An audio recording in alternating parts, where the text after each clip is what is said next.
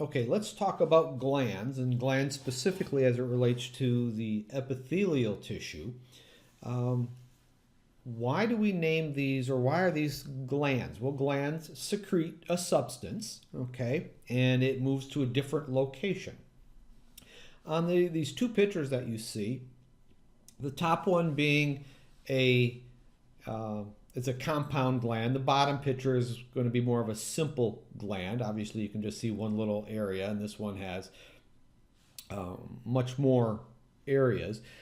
But if this top part, let's just look at this top area.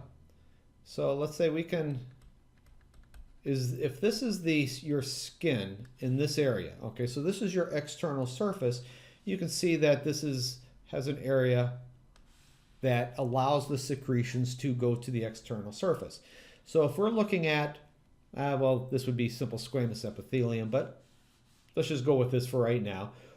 First of all, we're looking at the different types of cells. So if you were to look at this, you can see that the epithelial tissue actually extends in. Okay, so this is kind of dipping down into the epithelial tissue, and it's actually made up of epithelial tissue. This portion here, these are going to be the secreting cells on this. And if we were to look at this here, epithelial tissue has, if I can draw a straight line, okay, what is this dark blue line going through? It'd be right on this bottom surface. Okay. That's going to be your basement membrane. Okay. These are your cells. This is looking like simple cuboidal cells. It's one layer thick, and they're cuboidal. And what we're looking at on these things, the differences between them, there are two different types of glands. There's going to be your first type that we're going to talk about is exocrine gland. And exocrine gland, as well as endocrine, they both will secrete a substance, okay? Whether that is sweat, whether that is breast milk, whether that is a hormone. So it can be a variety of different things. But whatever it secretes, an exocrine gland secretes to the outside, okay? Okay, so if you have a sweat gland, it is secreting, as in this picture would be, it's secreting towards the surface of your skin. Okay, so that is going to be the outside of the body. Okay, the endocrine gland, let me just go back and forth a little bit. So number 2 is an endocrine, E-N-D-O-C-R-I-N-E, endocrine gland. Okay, secretes substances inside the body, and specifically it secretes it into the blood. Okay, so that's going to be hormones. Okay, so this is going to be hormones. Those are typically hormones. And for this, endocrine glands are located near a blood supply, typically. Okay, so if the endocrine gland is going to be secreting substances into the body, that substance is then picked up by your bloodstream and then carried throughout the body. Okay, and those substances are typically hormones. Exocrine glands are secreting substances outside of the body.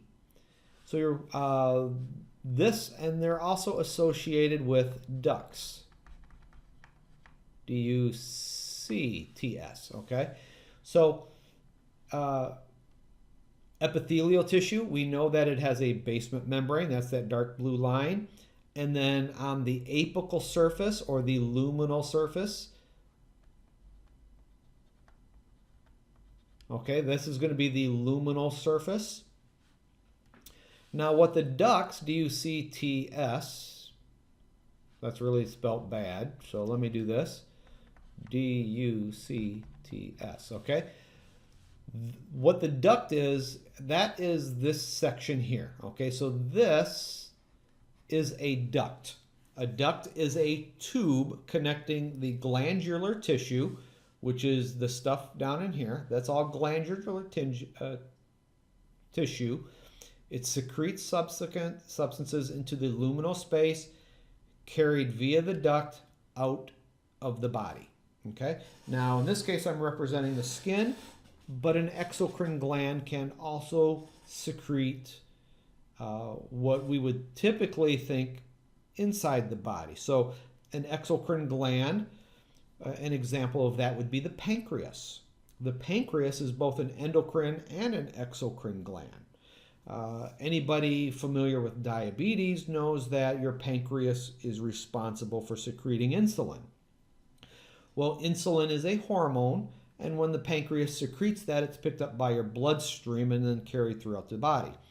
The exocrine portion of your gland secretes digestive enzymes into your small intestine, okay, which is technically outside of your body. So the lumen, let's put it that way, it secretes into the lumen of the small intestine, which is technically outside of the body, okay?